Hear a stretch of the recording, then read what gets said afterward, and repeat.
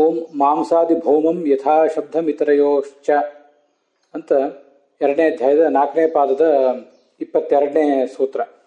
ಅದು ಮಾಂಸಾಧಿಕರಣ ಅಂತನ್ನೋದನ್ನು ಸೂಚಿಸ್ತದೆ.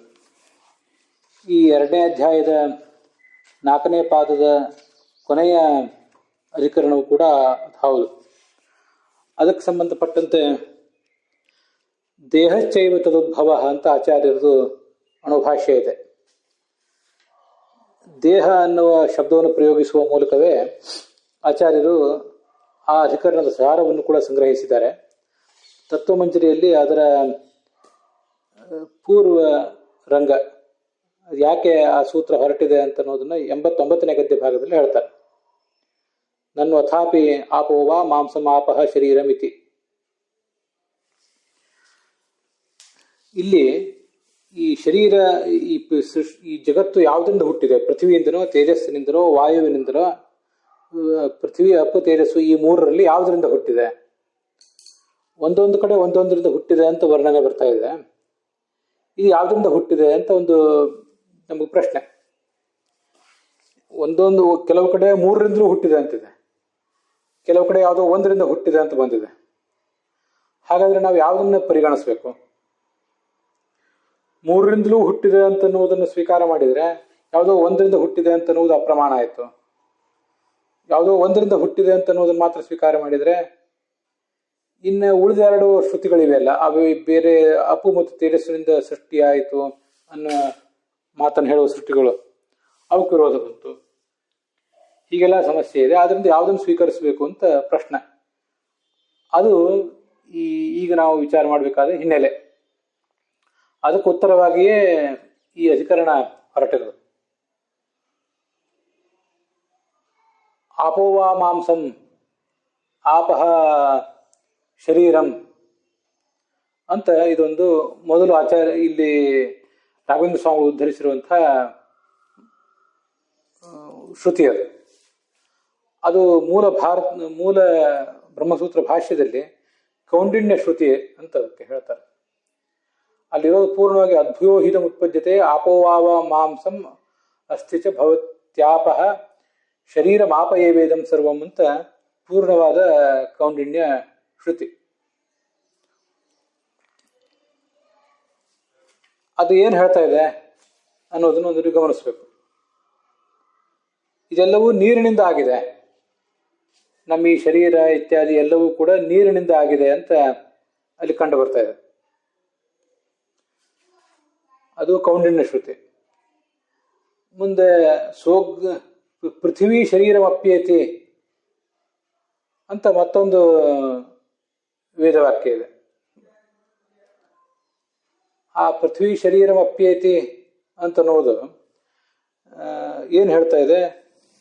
ಈ ಪೃಥ್ವಿಯೇ ಕಾರಣ ಎಲ್ಲದಕ್ಕೂ ಕೂಡ. ಪೃಥ್ವೀಂ ಶರೀರಮಪ್ಯೇತಿ, ಎಲ್ಲವೂ ಕೂಡ ಕೊನೆಗೆ ಹೋಗಿ ಸೇರುವುದು ಪೃಥ್ವಿಯನ್ನ ಅಂತ ಅಲ್ಲಿ ವರ್ಣನೆ ಇದೆ. ಹುಟ್ಟುವುದು ಪೃಥ್ವಿಯಿಂದಲೇ, ಹೋಗಿ ಸೇರುವುದು ಅಲ್ಲೇ ಪೃಥ್ವಿಯಲ್ಲೇ ಅಂತ ಅಲ್ಲಿ ವರ್ಣನೆ ಬರ್ತಿರೋದು. ಹೀಗದು ಪೃಥ್ವಿಯೇ ಎಲ್ಲದಕ್ಕೂ ಕೂಡ ಕಾರಣ ಅಂತ ಹೇಳಿದೆ. ಸಹ ಅಗ್ನೇಹೇ ದೇವಯೋನ್ಯ ಆಹುತಿಭ್ಯ ಸಂಭೂಯ ಹಿರಣ್ಯ ಶರೀರ ಊರ್ಧ್ವಂ ಸ್ವರ್ಗಂ ಲೋಕಂ ಏತಿ ಅಂತ ಇನ್ನೊಂದು ವೇದವಾಕ್ಯ. ಅದು ಈ ತೇಜಸ್ಸೇ ಎಲ್ಲದಕ್ಕೂ ಕೂಡ ಕಾರಣ ಅಂತ ತಿಳಿಸ್ತಾ ಇದೆ. ಅಂತೂ ಈ 3 ಶ್ರುತಿಗಳು ಎಲ್ಲವೂ ಪೃಥ್ವಿಯಾಗಿದೆ, ಪಾರ್ಥಿವವಾಗಿದೆ, ತೈಜಸವಾಗಿದೆ ಅಥವಾ ಜಲೀಯವಾಗಿದೆ ಅಂತ ತಿಳಿಸುವ 3 ವೇದವಾಕ್ಯಗಳು. ಅಲ್ಲಿ ಇತಿ ಶ್ರುತಿಭಿಹಿ ಅಂತಿದೆ ನೋಡಿ. ಶ್ರುತಿಭಿಹಿ ಪ್ರಾಪಿಕಾಭಿಹಿ ಅಂತ. ಶ್ರುತಿ ಅಂತನ್ನುವುದು ವಿಶೇಷ, ಅದಕ್ಕೆ ಪ್ರಾಪಿಕಾ ಅಂತ ಅನ್ನೋದು ವಿಶೇಷಣ. ಆ ತೃತೀಯ ವಿಭಕ್ತಿ ಯಾಕೆ ಬಂದಿದೆ ಅಂತ ಅನ್ನೋದು ನೋಡೋಣ. ಇಂಥ ಶ್ರುತಿಗಳಿಂದ ಇನ್ನು ಮುಂದೆ ಹೇಳುವ ಶ್ರುತಿಗೊಂದಕ್ಕೆ ವಿರೋಧ ಇದೆ ಅಂತ ಅವರು ಹೇಳ್ತಿರೋರು. ಈ 3 ಶ್ರುತಿಗಳು ಪಾರ್ಥಿವತ್ವ, ಶರೀರಸ್ಯ ಆಪ್ಯತ್ವ, ಪಾರ್ಥಿವತ್ವ, ತೈಜಸತ್ವ ಮಾತ್ರ ಪ್ರಾಪಿಕಾಭಿಹಿ. ಮೂರು ಶ್ರುತಿಗಳು ಕ್ರಮವಾಗಿ ಏನ್ ಮಾಡ್ತಾ ಇವೆ ಅಂದ್ರೆ ನಮ್ಮ ಈ ಶರೀರಕ್ಕೆ ಆಪ್ಯತ್ವವನ್ನು ಹೇಳ್ತಾ ಇವೆ, ಕೇವಲ ಆಪ್ಯತ್ವವನ್ನು. ಅದನ್ನು ಗಮನಿಸಬೇಕು. ಮೊದಲನೇ ಆಪೋವಾ ಮಾಂಸಂ ಅಂತೇನು ಕೌಂಡಿನ್ಯ ಶ್ರುತಿ ಇದೆ, ಅದು ನಮ್ಮ ಶರೀರ ಕೇವಲ ಅಮ್ಮಯವಾದದ್ದು ಅಂತ ಹೇಳ್ತಿದೆ. ಮತ್ತೆ ಅದರ ಮುಂದಿನ ಮತ್ತೊಂದು ಶ್ರುತಿ ಇದೆ, ಪೃಥಿವೀಂ ಶರೀರಮಪ್ಯೇತಿ ಅಂತ, ಅದು ನಮ್ಮ ಶರೀರ ಕೇವಲ ಪಾರ್ಥಿವವಾಗಿದೆ ಅಂತ ತಿಳಿಸ್ತಾ ಇದೆ. ಅದರ ಮುಂದೆ ಬರ್ತದೆ ಇನ್ನೊಂದು ಶ್ರುತಿ, ಸಹ ಅಗ್ನೇಹ ದೇವ ಯೋನ್ಯ ಅಂಥೇಳಿ, ಅದು ನಮ್ಮ ಶರೀರ ಕೇವಲ ತೈಜಸವಾಗಿದೆ ಅಂತ ತಿಳಿಸ್ತಾ ಇದೆ. ಹೀಗೆಲ್ಲ ಇರೋದ್ರಿಂದ ಇವು ಪ್ರಾಪಿಕಾವಿ ಶ್ರುತಿಗಳು ಪ್ರಾಪಿಕಾ ಆಗಿವೆ. ಅಂದರೆ ಶ್ರುತಿಗಳು ಅದನ್ನು ತಿಳಿಸ್ತಾ ಇವೆ ಅಂತ ಅರ್ಥ. ಪ್ರಾಪಿಕ ಅಂದ್ರೆ ತಗೊಂಡು ಹೋಗೋದು, ತಂದು ಮುಟ್ಸೋರು ಅಂತ ಹಾಗರ್ಥ ಅಲ್ಲ. ತಗೊಂಡು ಹೋಗುವ ವ್ಯಕ್ತಿಗಳು ಅಂತ ಹೀಗೇನು ಅರ್ಥ ಹೇಳ್ತಿಲ್ಲ ಅಲ್ಲಿ. ಪ್ರಾಪಿಕ ಅಂತಂದ್ರೆ ಸೂಚಕ ಅಂತ ಅರ್ಥ. ಸಕಲ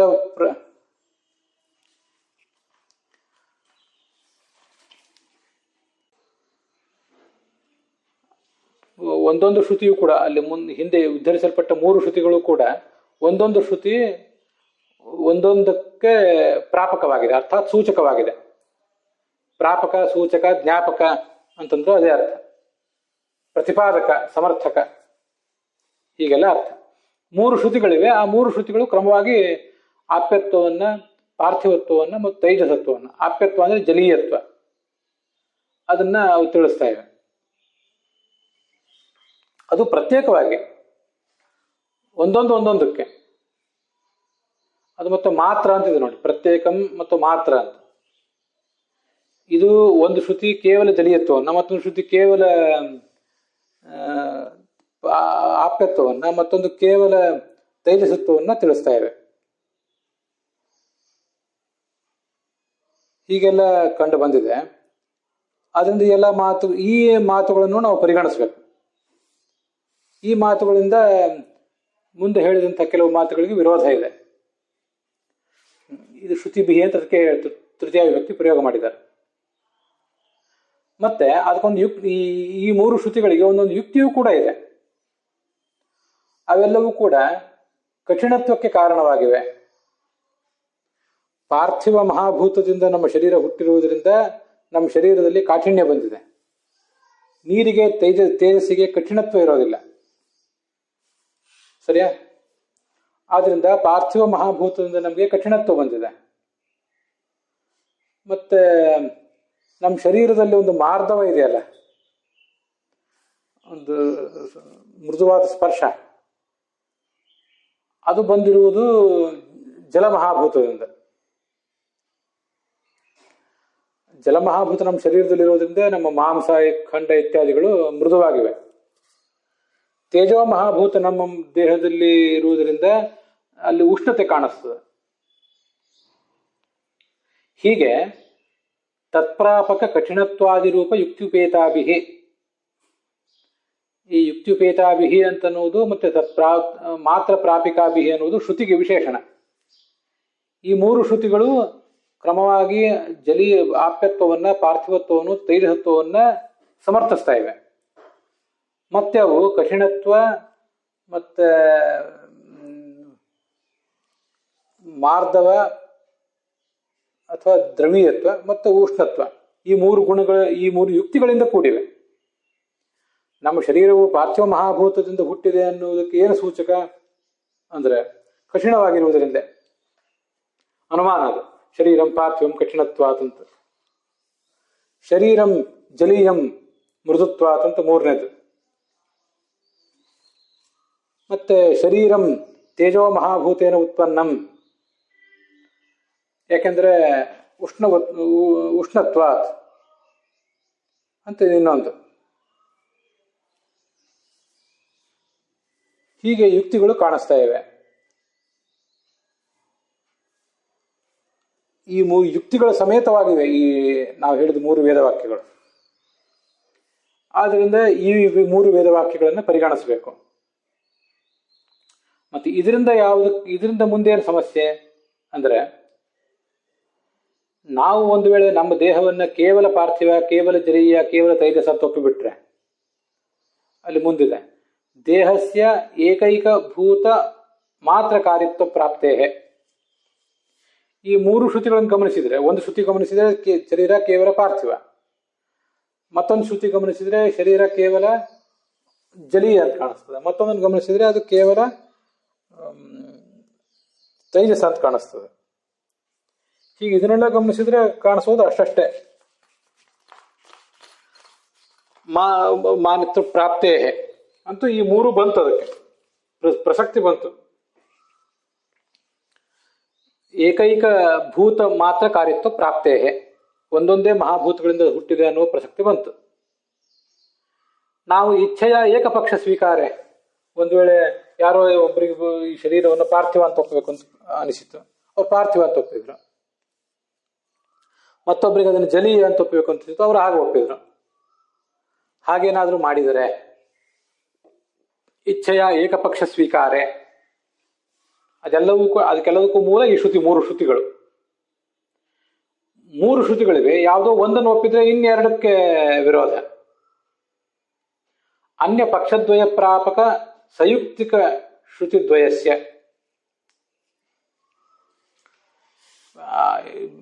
ಪಾರ್ಥಿವತ್ವವನ್ನು ಒಪ್ಪಿದ್ರೆ ಇನ್ನು ಜಲೀಯತ್ವವನ್ನು ತೈಜಸತ್ವವನ್ನು ಪ್ರತಿಪಾದಿಸುವ ಯುಕ್ತಿಯಿಂದ ಕೂಡಿದ ಶ್ರುತಿಗಳ ಗತಿ ಏನು?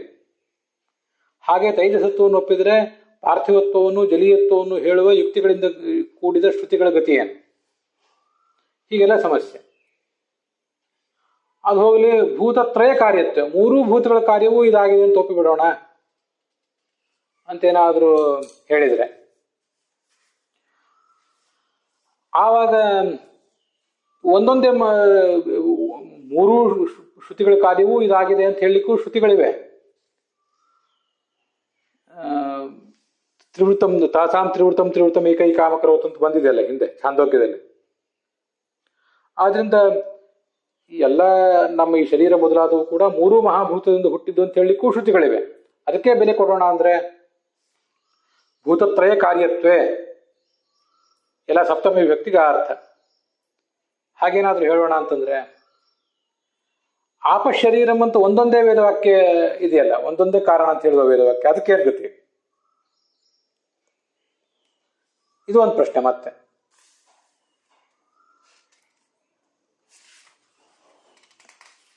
ಆಪಶರೀರಂ ಇತ್ಯಾದಿ ವಿಶೇಷೋಕ್ತಿ ಅಯೋಗ್ಯನ, ಯಾವುದೋ ಒಂದು ನಿರ್ದಿಷ್ಟ ಮಹಾಭೂತದಿಂದ ಅದು ಹುಟ್ಟಿದೆ ಅಂತ ಹೇಳುವ ಮಾತಿಗೆ ಏನ್ ತಾತ್ಪರ್ಯ ಹೇಳಬೇಕು? ಈ ಸಮಸ್ಯೆ ಬಂತು.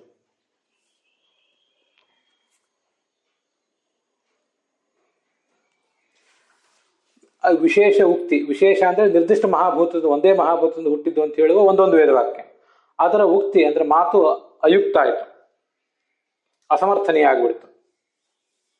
ಅದರಿಂದ ಏನ್ ಮಾಡ್ಬೇಕು? ಇಮಾಸ್ತಿಸ್ರೋ ದೇವತಾ ಪುರುಷಂ ಪ್ರಾಪ್ಯ ಇತಿ ಭೂತತ್ರಯಾತ್ಮಕತ್ವ ಶ್ರುತೇಶ್ಚ, ಮೂರೂ ಮಹಾಭೂತಗಳಿಂದಲೂ ಹುಟ್ಟಿದೆ ಈ ಜಗತ್ತು ಅಂತ ಹೇಳುವ ವೇದವಾಕ್ಯವೂ ಇದೆ. ಆದ್ರಿಂದ ಆ ಮಾತು ಅಪ್ರಮಾಣ ಆಯ್ತು. ಯಾವುದು ಒಂದೊಂದಕ್ಕೆ ಬೆಲೆ ಕೊಡಬೇಕಲ್ಲ, ಒಂದೊಂದಕ್ಕೆ ಬೆಲೆ ಕೊಟ್ರೆ ಸಮಸ್ಯೆ ಹೀಗೆ, ಮೂರರ ಪೈಕಿ ಒಂದೊಂದಕ್ಕೆ ಬೆಲೆ ಕೊಟ್ರೆ ಇನ್ನು ಎರಡಕ್ಕೆ ವಿರೋಧ, ಒಂದನೇದಕ್ಕೆ ಬೆಲೆ ಕೊಟ್ಟರೆ ಎರಡನೇದಕ್ಕೆ ಮತ್ತು ಮೂರನೇದಕ್ಕೆ ಸಮಸ್ಯೆ, ಎರಡನೇದಕ್ಕೆ ಬೆಲೆ ಕೊಟ್ಟರೆ ಒಂದನೇದು ಮತ್ತು ಮೂರನೇದಕ್ಕೆ ಸಮಸ್ಯೆ, ಮೂರನೇದಕ್ಕೆ ಬೆಲೆ ಕೊಟ್ಟರೆ ಒಂದನೇದು ಮತ್ತು ಎರಡನೇದಕ್ಕೆ ಸಮಸ್ಯೆ. ಮತ್ತೆ ಈ ಮೂರರಲ್ಲಿ ಯಾವ್ದು ಒಂದಕ್ಕೆ ಬೆಲೆ ಕೊಟ್ರೆ ಇನ್ನು ಮೂರರಿಂದಲೂ ಹುಟ್ಟಿತು ಅಂತ ಹೇಳುವ ಶ್ರುತಿಯಿಂದ ಸಮಸ್ಯೆ. ಭೂತತ್ರಯಗಳಿಂದ್ರೆ ಜಗತ್ತು ಹುಟ್ಟಿದೆ ಅಂತ ಹೇಳುವ ವೇದವಾಕ್ಯವು ಅಪ್ರಮಾಣ ಆಯಿತು, ಅಪ್ರಾಮಾಣ್ಯಾತ್ ಇತ್ಯತಃ ಪ್ರಾಪ್ತಂ.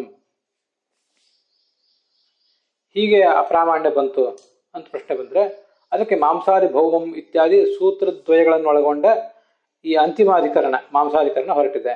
ಅದನ್ನ ಆಚಾರ್ಯರು ದೇಹಶ್ಚೈವ ತದುದ್ಭವ ಅಂತ ಸಮರ್ಥಿಸಿದ್ದಾರೆ. ಬಹಳ ವಾಕ್ಯ ಬಹಳ ದೀರ್ಘವಾಗಿದೆ. ಅಲ್ಲಿ ಬರೆದಿರುವ ಕನ್ನಡದ ಅನುವಾದವನ್ನು ಕೂಡ ಗಮನಿಸಿ ಹೇಳಿದ್ರೆ ಸುಲಭ ಆಗ್ತದೆ, ಹೇಳ್ಬೋದು. ಅಲ್ಲಿ ಅಲ್ಲಿ ಶ್ರುತಿವಿಹಿ ಪ್ರತ್ಯೇಕಂ ಶರೀರಸ್ಯ ಆಪ್ಯತ್ವ ಪಾರ್ಥಿವತ್ವ ತೈಜಸತ್ವ ಮಾತ್ರ ಪ್ರಾಪಿಕಾಭಿಹಿ ಯುಕ್ತಿಪೇತಾಭಿಹಿ ಅಂತ 3 ತೃತೀಯ ವಿಭಕ್ತಿ ಬಹುವಚನಗಳಿವೆ. ಅಲ್ಲಿ ಪ್ರಾಪಿಕಾಭಿಹಿ ಮತ್ತು ಯುಕ್ತಿಪೇತಾಭಿಹಿ ಅನ್ನುವುದು ವಿಶೇಷಣ, ಶ್ರುತಿಭಿಹಿ ಅಂತ ಅನ್ನೋದು ವಿಶೇಷ್ಯ. ಈ ಶ್ರುತಿಗಳಿಂದ ಏನಾಗ್ತದೆ ಅಂದ್ರೆ ಕಾರ್ಯತ್ವ ಪ್ರಾಪ್ತೇ, ಒಂದೊಂದು ಮಹಾಭೂತದಲ್ಲಿ ಅದು ಹುಟ್ಟಿದೆ ಅಂತ ಬಂತು. ಶ್ರುತಿಭಿಹಿ, ಶ್ರುತಿಗಳ ಮೂಲಕ ಪ್ರಾಪ್ತೇ ಅಂತ ಅಲ್ಲಿಗೆ ಅನ್ವಯ. ಹೀಗೆ ಆ ಒಂದೊಂದಕ್ಕೂ ಅನ್ವಯವನ್ನು ಕೂಡ ತಿಳಿದುಕೊಳ್ಬೇಕು. ಮತ್ತೆ ಪಾರ್ಥಿವತ್ವಕ್ಕೆ ಕಾರಣವಾದ ಯಾವುದು, ಸೂಚಕವಾದ ಗುಣ ಯಾವುದು, ಕಠಿಣತ್ವ. ಮತ್ತೆ ತೇಜೋ ಮಹಾಭೂತದಿಂದ ಹುಟ್ಟಿದ ಈ ಶರೀರ ಅನ್ಲಿಕ್ಕೆ ಕಾರಣ ಏನು, ಉಷ್ಣತೆ ಇರೋದು. ಮತ್ತೆ ಈ ಜಲಮಹಾಭೂತದಿಂದ ಹುಟ್ಟಿದ ಈ ದೇಹ ಅನ್ಲಿಕ್ಕೆ ಏನ್ ಕಾರಣ ಅಂದ್ರೆ ಮಾರ್ಧವ ಅಂತ ನಾನು ಹೇಳಿದೆ. ಸರಿ, ಮಾರ್ಧವ ಅಲ್ಲ ಅಂತ ಅಲ್ಲ, ಆದ್ರೆ ಇಲ್ಲೆಲ್ಲ ಬಂದಿರೋದು ಹಾಗಲ್ಲ. ತೃಪ್ತಿ ಗುಣ ಅಂತ ಅದು ಬಂದಿರೋದು. ಅಮ್ಮಯಂತು ಯಥೋ ಮಾಂಸಂ ಅತಸ್ತೃಪ್ತಿಶ್ಚ ಮಾಂಸತಃ ಅಂತ ಮಹಾಭಾರತದ ಮಾತನ್ನು ಬ್ರಹ್ಮಸೂತ್ರ ಭಾಷ್ಯದಲ್ಲಿ ಉದ್ಧರಿಸಿದ್ದಾರೆ. ನಮ್ಮ ಮಾಂಸದಲ್ಲಿ ನೀರಿನ ಅಂಶವೇ ಹೆಚ್ಚಾಗಿರ್ತದೆ. ಒಟ್ಟಾರೆ ಪಾರ್ಥಿವ ಮಹಾಭೂತನೂ ಹೆಚ್ಚಾಗಿರ್ತದೆ, ನಮ್ಗೆ ಇದೆಲ್ಲ ಗೊತ್ತಿದ್ದೇ ಇದೆ. ನಮ್ದು ಪಾರ್ಥಿವ ಶರೀರ, ಅದರಿಂದ ಪೃಥ್ವಿ ಮಹಾಭೂತ ಹೆಚ್ಚಿರ್ತದೆ. ಹೌದು, ಈ ತೇಜೋ ಮಹಾಭೂತದಿಂದ ವಾಯು ಮಹಾಭೂತದಿಂದ ಹುಟ್ಟಿದ ದೇಹಗಳೇನಿರ್ತಾವಲ್ಲ, ಕೆಲವು ಬೇರೆ ದೇಹಗಳು, ಅವುಗಳಿಗೆ ಹೋಲಿಸಿದ್ರೆ ನಮ್ಮ ದೇಹ ಪಾರ್ಥಿವ ಭಾಗ ಹೆಚ್ಚು ಒಳ್ಳೆದು. ಆದ್ರಿಂದ ಇದನ್ನು ಪಾರ್ಥಿವ ದೇಹ ಅಂತಾರೆ. ದೇವತೆಗಳ ದೇಹ ಇಲ್ಲ, ತೇಜೋ ದೇಹ ಅಂತಂತಾರೆ, ತೈಜಸ ದೇಹ ಅಂತಾರೆ. ಇಷ್ಟಾದ್ರೂ ನಮ್ಮ ಮಹಾಭೂತದಲ್ಲಿ ತೇಜೋ ಮಹಾಭೂತದ ಭಾಗ ಹೆಚ್ಚು. ಆದ್ರಿಂದ ಮಾಂಸ ಇತ್ಯಾದಿಗಳು ಮೃದುವಾಗಿರೋದು, ಮತ್ತೆ ಮಾಂಸ ತಿಂದ್ರೆ ತೃಪ್ತಿ ಆಗೋದು ಅಂತ ಮಹಾಭಾರತದ ಮಾತು. ಪ್ರಾಯ ಅದು ಶಾಂತಿ ಪರ್ವದ ಮಾತಿದ್ದಿರಬೇಕು. ಹೀಗೆ ಆ ತೃಪ್ತಿಜನಕತ್ವ ಅಂತಿದೆ. ಆ ತೃಪ್ತಿಜನಕತ್ವ ಅನ್ನೋದನ್ನೇ ಇಲ್ಲೆಲ್ಲ ಕಡೆನೂ ನಾವು ತಿಳ್ಕೊಳ್ಬೇಕು. ಮಾರ್ಧವ ಅಂತನ್ನೋದು ಸರಿ, ಆದ್ರೆ ತೃಪ್ತಿಜನಕತ್ವ ಅನ್ನೋದು ಮುಖ್ಯ.